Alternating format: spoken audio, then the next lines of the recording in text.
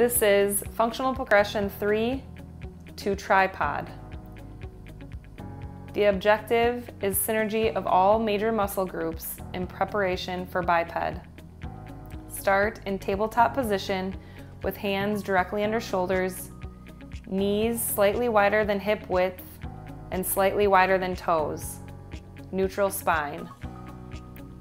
For movement, find and maintain breath and intra-abdominal pressure as you bring the right foot to the outside of the right hand while maintaining a neutral spine. Find a full breath cycle and return to tabletop position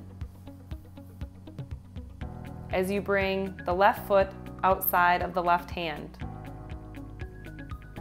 Maintaining a neutral spine, repeat a full breath cycle. The destination is tripod position with 3 bases of support.